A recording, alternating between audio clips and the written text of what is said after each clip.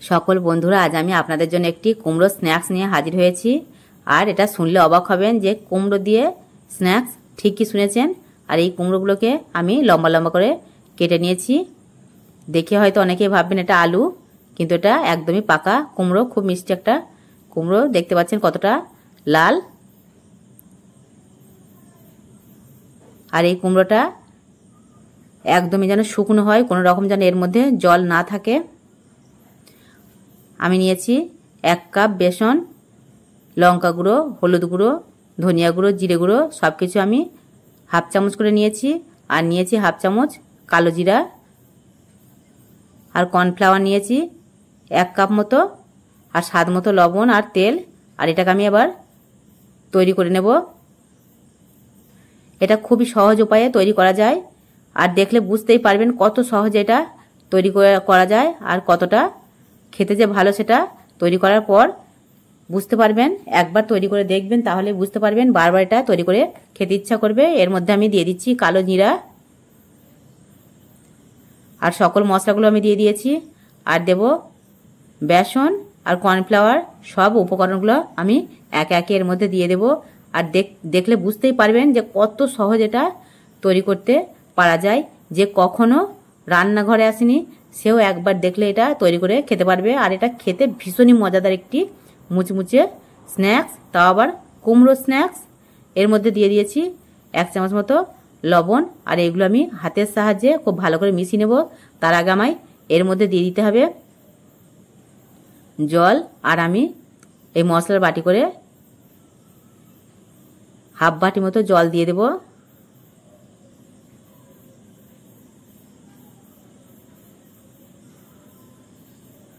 আর এটা ভালো করে আমি মাখিয়ে নেব। এই উপকরণগুলো সব যেন এই কুমড়োর মধ্যে লেগে থাকে। আর এটা দেখে বুঝতেই পারছেন কতটা সুন্দরভাবে মাখা হয়েছে। ঠিক এইভাবে এই কুমড়োর সঙ্গে সব উপকরণ মাখিয়ে নিতে হবে। আজকে ইন্ডাকশানের মধ্যে করব, আপনারা গ্যাস ওভেনের মধ্যেও করতে পারেন।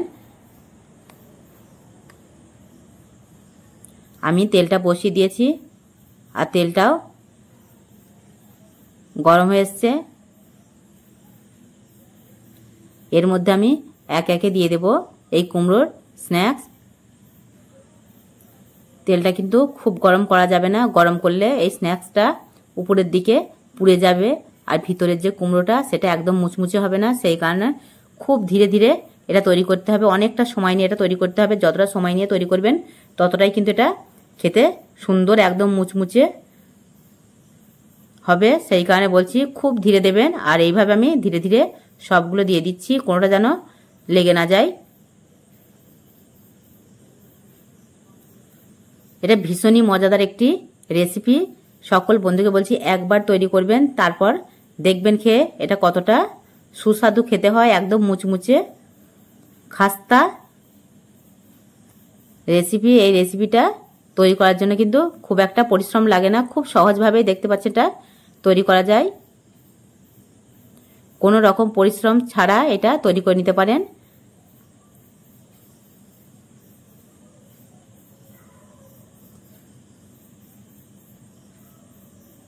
এটা যতটা যত্ন করে করবেন খেতেও ঠিক সুন্দর হবে।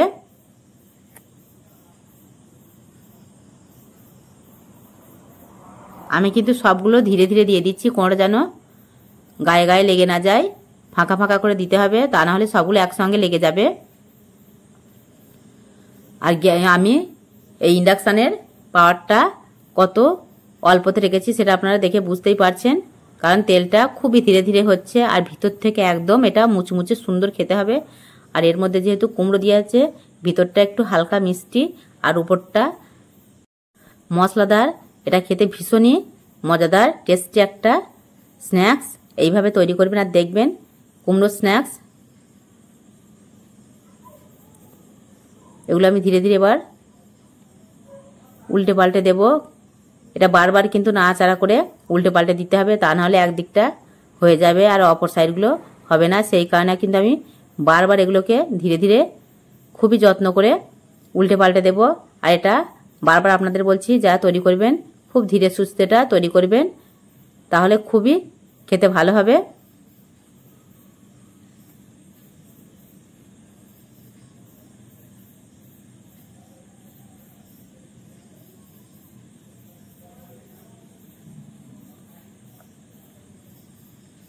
আর কোনোভাবে যেন গ্যাসের ওভেনটাকে আপনারা জোর দেবেন না যদি গ্যাসে তৈরি করেন। একদম ধীরে দিয়ে এটাকে ধীরে ধীরে করতে হবে, তাহলেই কিন্তু এটা মুচমুচে খেতে হবে। আর একসঙ্গে সবগুলো দিয়ে দেবেন না, অল্প অল্প করে ভেজে নেবেন। আমি অল্প করে দিয়েছি, আবার বাকিগুলো ভেজে নেব এইভাবে।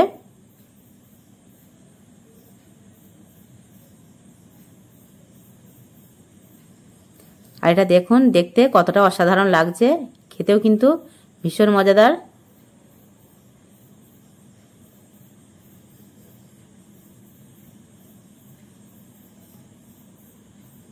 আর এই মুচমুচে স্ন্যাক্সের সঙ্গে টমেটো সস ভীষণই মজাদার খেতে লাগবে।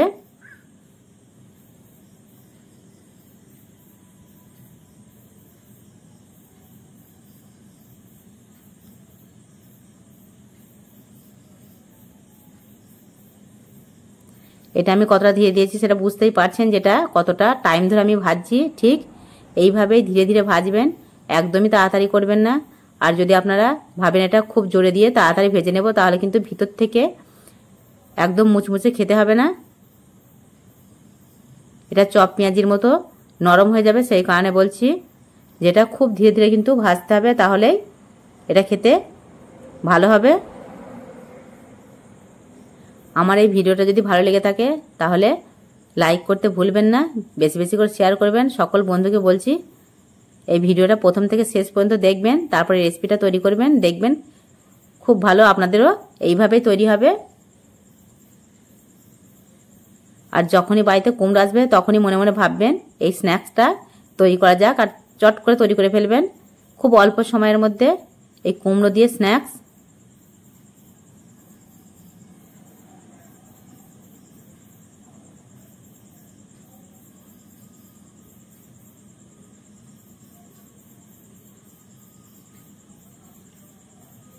এটা অনেকটাই লাল লাল হয়ে এসছে, প্রায় এটা হয়ে গেছে, দেখে বুঝতেই পারছেন। আমি বারবার কিন্তু এটাকে নাড়াচাড়া করে দিচ্ছি, চারি সাইডটা যেন খুব সুন্দরভাবে একদম মুচমুচে হয়, তাহলেই কিন্তু এটা খেতে ভালো লাগবে। প্রত্যেকটা আমি ধীরে ধীরে এইভাবে উল্টে পাল্টে ভালো করে ভেজে নিচ্ছি তেলের মধ্যে।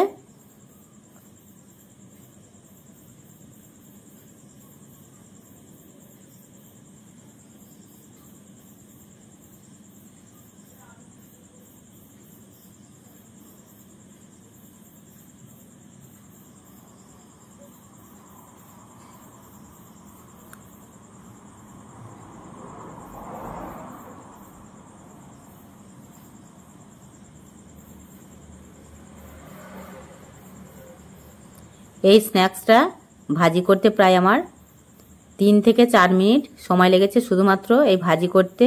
আপনাদের সময়টা বলে দিচ্ছি, আপনারাও ঠিক এই টাইম ধরে করবেন, তাহলে দেখবেন আপনাদের স্ন্যাক্সগুলো খুবই সুন্দর খেতে হবে।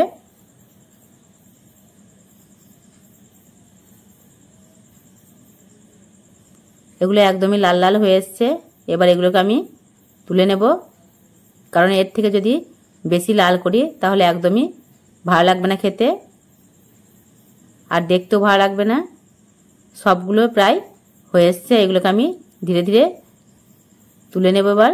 আর বাকি যেগুলো আছে সেগুলো আমি একইভাবে এই নিয়মে দিয়ে দেব তেলের মধ্যে আর ভেজে নেব।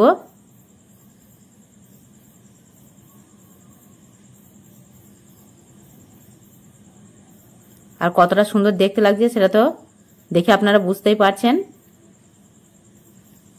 আর মনে মনে ভাবছেন হয়তো যে কখনোই আমরা কুমড়ো স্ন্যাক্স খাইনি, সেই কারণে বলবো সকল বন্ধুকে আর দেরি করবেন না, কুমড়ো নিয়ে এইভাবে খুব সহজেই তৈরি করে নেবেন কুমড়ো দিয়ে স্ন্যাক্স।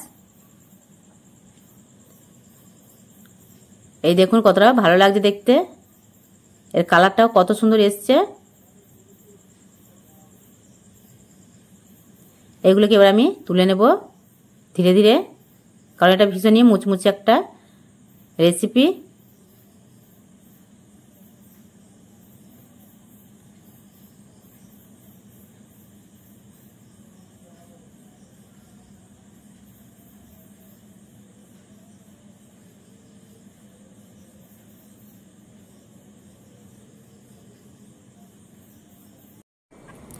আমি সবগুলো তুলে নিয়েছি। আর এটা কতটা সুন্দর মুচমুচে হয়েছে সেটা এর আওয়াজটা শুনে আপনারা বুঝতে পারছেন। একদম মুচমুচে স্ন্যাক্স এইভাবে তৈরি করুন, আর যে কোনো সসের সঙ্গে আপনারা খেতে পারেন। এটা দারুণ লাগবে খেতে। আর দেরি করবেন না, এইভাবে খুব সহজেই কুমড়ো স্ন্যাক্স তৈরি করুন আর খেয়ে দেখুন।